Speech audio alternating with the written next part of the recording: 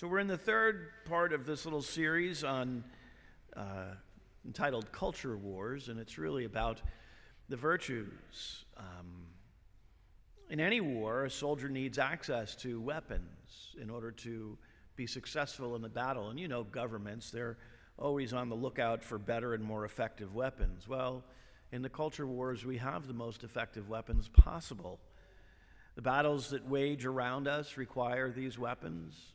They're gifts to us from God. He gave them to us right from the beginning. We are born with them. They're natural. And they are the only weapons that will help us to defend ourselves against, and you will recognize this phrase from a certain prayer that we say, from the wickedness and snares of the enemy. The past 2 weeks we've looked at the dispositions, the kind of mindset, the way of thinking that is necessary in order to be a warrior, a soldier in these culture wars, to engage in these battles. And these dispositions are humility and obedience, and both are necessary, mandatory even, in order to be able to use the weapons that God has given to us, weapons that will win the battles that rage around us. And we learn this way of thinking in the boot camp that is, well, right here, the church. Because it's here that we take that oath, the oath of Jesus, to Jesus, our champion, through the reception of the sacraments. Because the sacraments really are a source of obedience and humility for all of us. It's also important to remember that these battles are spiritual in nature. St. Paul writes in his letter to the Ephesians, "Draw your strength from the Lord and from his mighty power. Put on the armor of God so that you may be able to stand firm against the tactics of the devil. For our struggle is not with flesh and blood, but with the principalities and powers, with rulers of this present darkness, and the evil spirits in the heavens. Therefore, put on the armor of God, that you may be able to resist on the evil day, and having done everything, to hold your ground."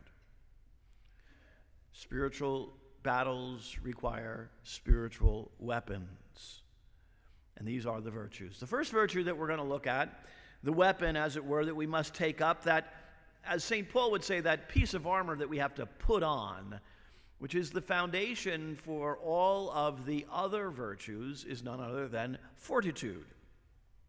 Fortitude comes from the Latin word that means strength, not physical strength, but rather emotional strength or intellectual strength, the strength of will. It's a strength of soul strength, as it were.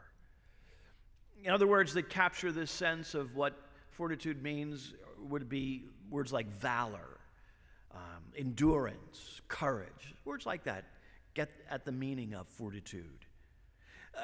The image that's often used for fortitude is one of a sword and shield. You know, you get the shield on your arm and the sword in your hand. And you know, the sword and the shield, the weapons that a warrior needs to pick up. Fortitude faces down with these weapons those difficult things that we have to do, what makes it difficult to protect what is good. And you know, of course, that whatever God creates is, I'm still not sure you all get it.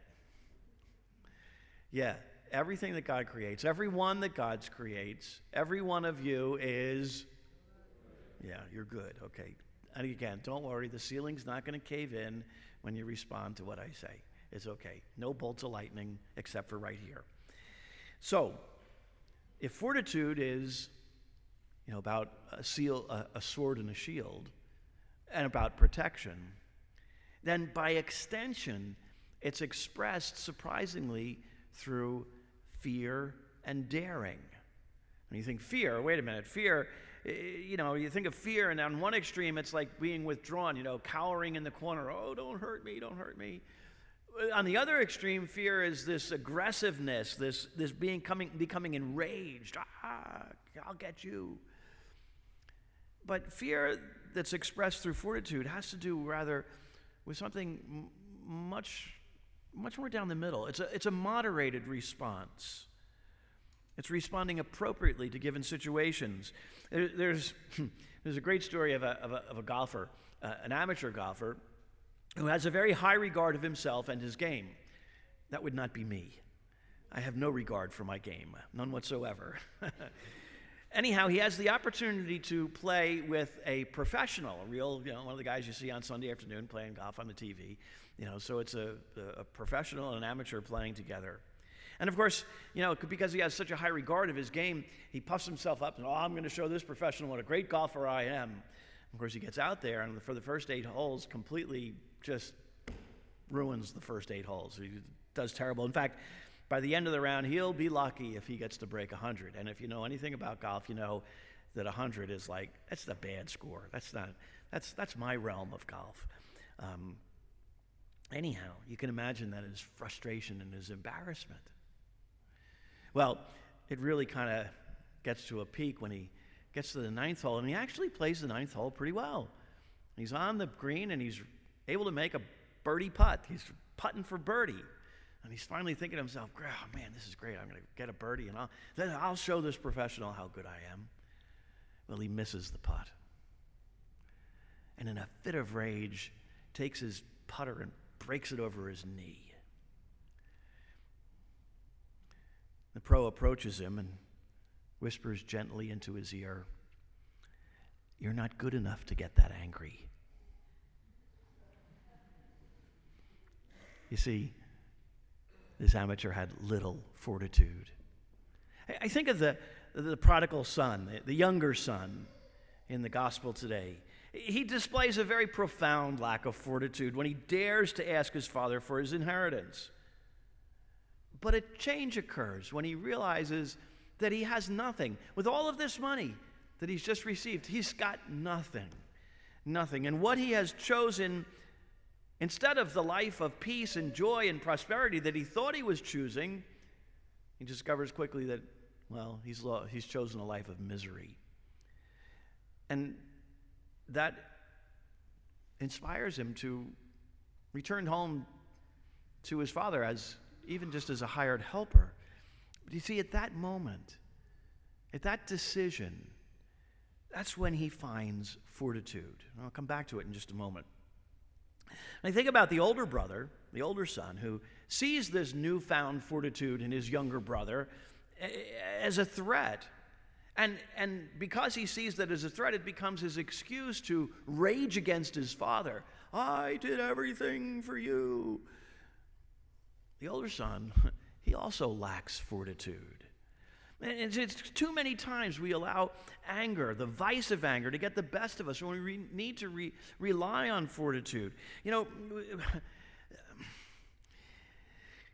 Fortitude it endures even the attacks, and even attacks the obstacles that impede, that get in the way of the virtuous life. Fortitude gives us what we need to stand up. And that's why this younger son, the younger brother, he grasps a hold of this weapon, this virtue of our champion, this virtue of fortitude. Whereas the older brother, he just uses the enemy's weapon, the vice of fear, rage, anger. And fortitude really is very simple. It can be seen in many simple ways. And as I said, it's something that you all have. We all have the gift of the gift of fortitude, the virtue. We're born with it. We just have to put it into practice. In fact, the more we express it, the greater its power is in our lives. The power it has in our lives increases. Example, defending our Catholic faith, especially to those who question, why do you do that? Defending the right to life when the conversation turns to such things. Speaking out against and acting for the rights of the poor and the marginalized. Rejecting messages that saturate popular media.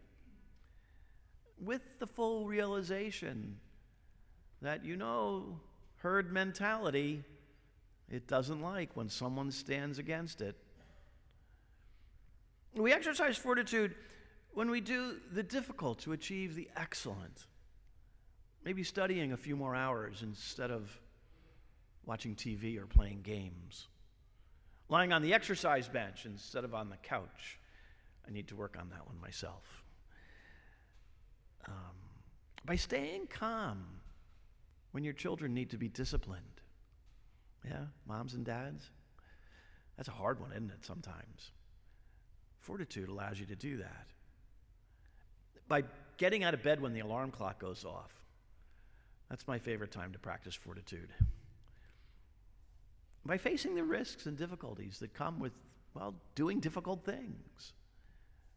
Taking on difficult tasks, choosing, maybe to be parents. Fortitude is rough and tough. And in our day and age, sadly, fortitude is seen and considered to be something very foolish.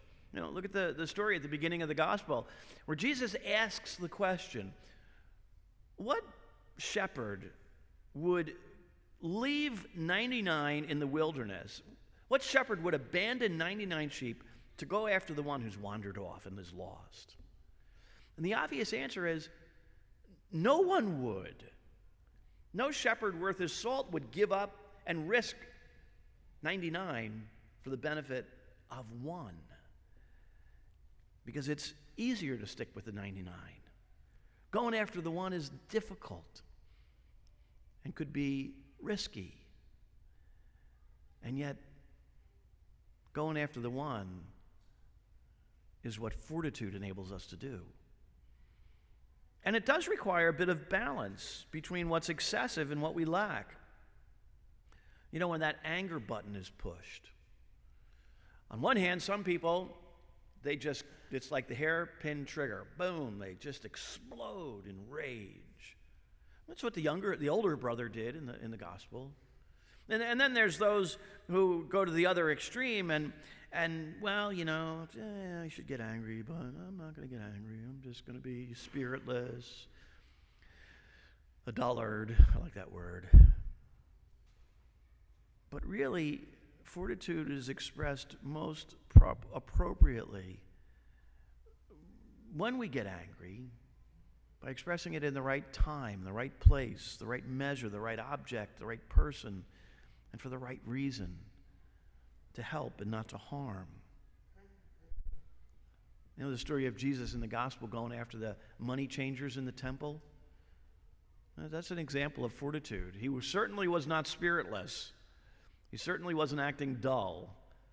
But he also was not acting out of rage. His anger was the result of fortitude, which enabled him to stand for the truth. That the attitude of prayer is the only real attitude to have in the house of God, in the temple.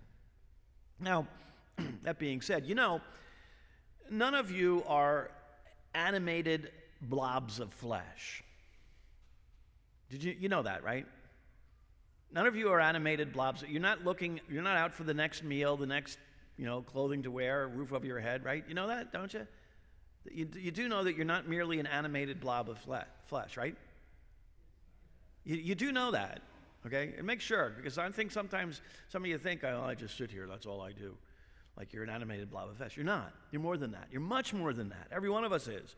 And we're more than that because every one of us seeks something more in life. We always want something more out of life. And that's the reality of the two young men in the gospel. They want something more. They're looking for something more. And the father understands that. Remember what he said to the older son? It applies to the younger one as well. It applies to you and I. Held true then, it holds true now. What did the father say? Everything I have is yours. The Father is the source of this weapon, this virtue, fortitude. And he's already given it to us. All we have to do is make use of it. The reason why we seek more is because we've been gifted with a soul that animates our bodies, a soul that's made up of intellect, the ability to think and reason, It's made up of the will, the ability to act on what it is that we think and reason about, and our emotions, how we feel about our thoughts and our actions. And the proper use of those gifts, the intellect, the will, and the emotions, resides in seeking what is good in response to every situation that we find ourselves in life. What's good about this? That's the realm of fortitude. Fortitude is always about seeking good, and sometimes that requires, well, I'll put it this way. There's a part of fortitude that's called magnanimity. Ever hear that word before? Magnanimity? It's a great word. I love it. To be magnanimous. You know that word? You've heard it? Magnanimous. It has to do with a great soul. In fact, that's what the word means, a great soul. And someone who has a great soul is someone who's all about honor. Not honor bestowed upon by others, but rather the honor that comes from doing great and, well, honorable things for the sake of doing great and honorable things. I do these things because this is good. And this is where magnanimity is related to fortitude, because doing great things for the sake of doing great things requires, well, some backbone, some resilience, some guts. It requires strength. Fortitude is about seeking good, and that requires strength. Isn't that the attitude that the younger son took on when he gave up his pride, his willfulness, and takes on the attitudes of humility and obedience? He pulls himself up by his bootstraps and heads home. That's not an easy act. And anybody who's done that, who's had to say, you know what, I messed up, I got to go home. That's not easy. That's not easy. But every one of us has the ability to do it. You know, there's so much more to this virtue of fortitude. I wish I could get into the whole thing, but we'd be here for a couple hours, and you wouldn't like that too much. But on Tuesday mornings or Tuesday evenings at our adult small groups, that's an opportunity to get into it a whole lot deeper. And I'm sure this week it'll be interesting conversations about this virtue, this great weapon. But in the meantime, though, what good act, what difficult act will you do today or tomorrow or any day this week that will require some fortitude, but will also reward you with another victory in the culture wars?